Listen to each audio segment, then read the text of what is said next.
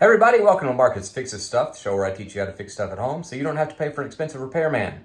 In today's episode, I'm going to show you how to change a running toilet to a non-running toilet. The one I got here behind me, there you go, is continuously running after we flush it. So I'm not actually going to jump inside, but I'm going to look inside and figure out what's going on and replace the part that needs to be replaced.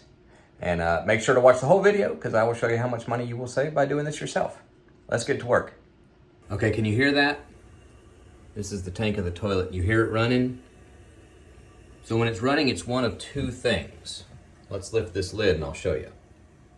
This is the inside world of your toilet. It consists of this lever that flushes it, this flush valve, kind of a plunger deal that seals it, and then this float, which when you pull it up, turns the water off. So as the water fills, this thing floats, and as it floats up, it raises this switch, which cuts off the water. Now, we can tell that that's working because as I'm holding this lever up with my finger, the water stops, which means that our problem is coming from this valve here. You see it's got an O-ring around the bottom of it. That thing's giving out. Sorry, I was listening. You can still hear it kind of leaking. So that thing is giving out. So we're going to have to take this whole thing off and replace it.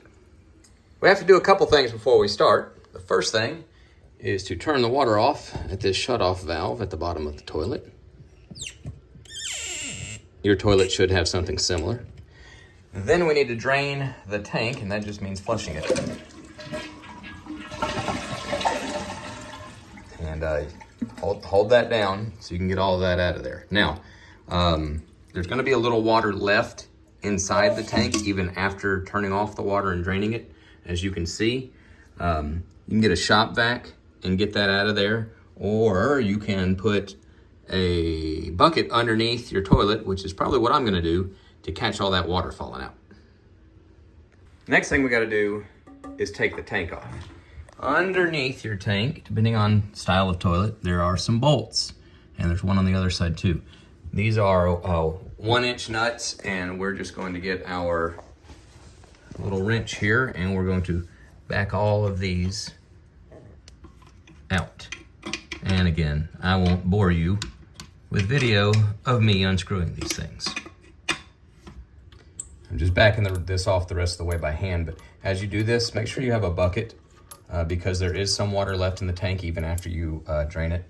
And you can suck that out with a shop vac, or as you're taking these screws off, just have that bucket at the ready to catch any water that drips out. All right, we've got all these screws off now. We're going to undo this hose. And you know, folks, a socket wrench may reach back in there better, but I just had that 1-inch wrench, or half-inch wrench, just kind of sitting there. And expect some water to come out of here.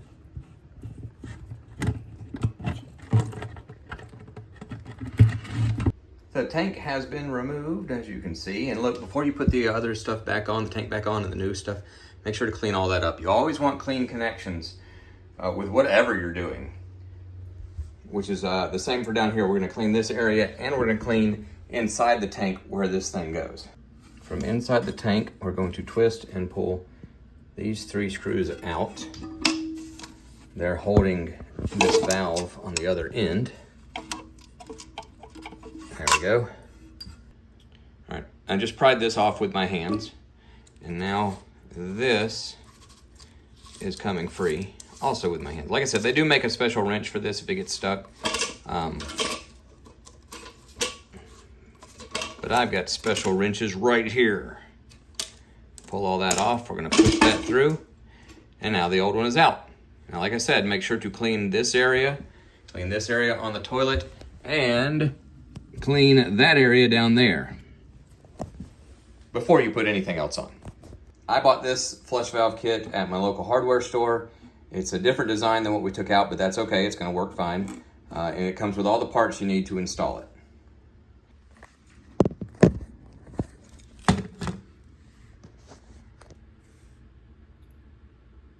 This is the new part. You got a little bit of paper and tape to take off of here. There we go, just pull that off, and then you can kind of rip this off of there. There we go. All right, you don't need that. Later. All right, we're going to take this off of the end.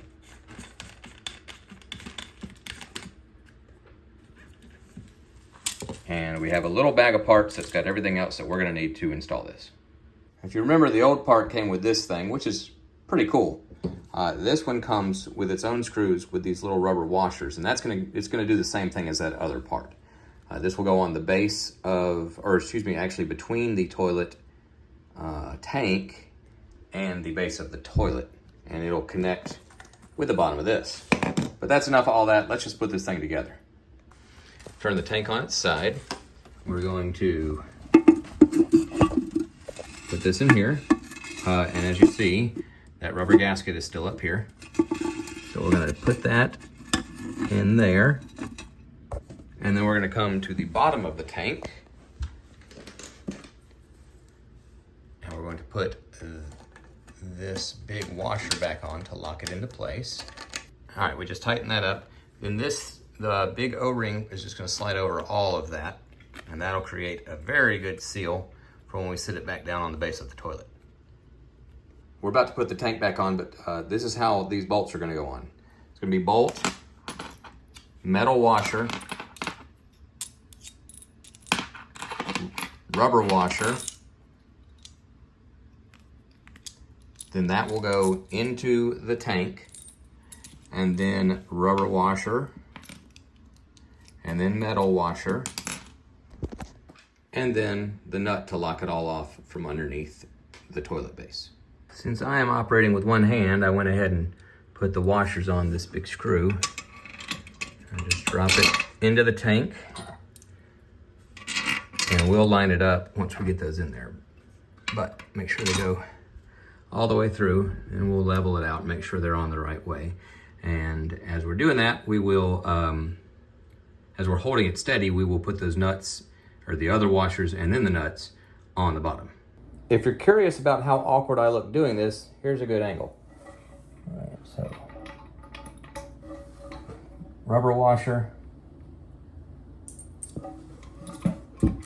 metal washer, and the nut.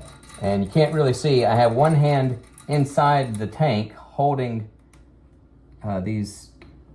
holding the screw in place on the inside, and then one hand doing this. All right, that's both sides. We got to do the back. Since these screws that we put in are flathead screws, we're going to use this flathead screwdriver and our 1-inch wrench, or I keep saying that, our 1/2-inch wrench to hold one down in the tank and then tighten the screw while holding the nut from the other end. Trying to give you a little view of what I'm doing. So I'm just putting the screwdriver down in here and twisting, and then holding it with the wrench on the other side.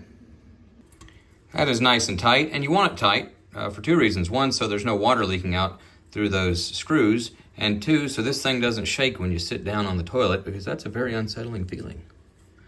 Next step is to hook the chain that lifts the little plunger up to your flush valve, and all we're gonna do there is find the, let's see, there you go. See, it's got holes in it, and we're just gonna clip it in there.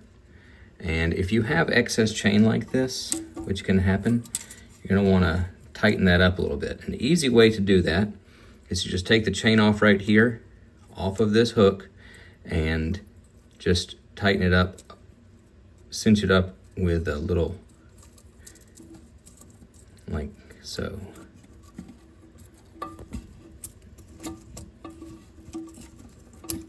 Then do it. Hey, that did do it. Next step, screw the water hose back on.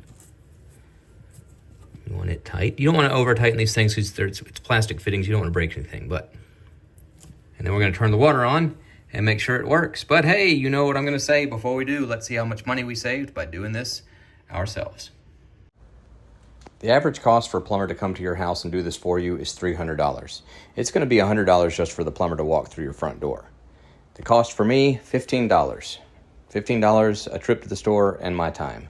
That's a savings of $285, and that, y'all, is a lot of money. That's why we do this stuff ourselves. All right, let's go make sure that everything is in working order. All right, water is on. Check for drips. Nothing there.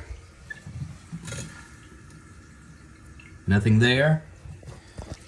Let's check out the inside. Very good. And if you'll look here, there's a little hole.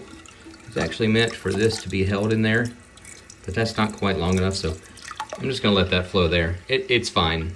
All right, we're gonna let that fill up a little bit, then we're gonna flush it and make sure everything works. That is one quiet toilet now.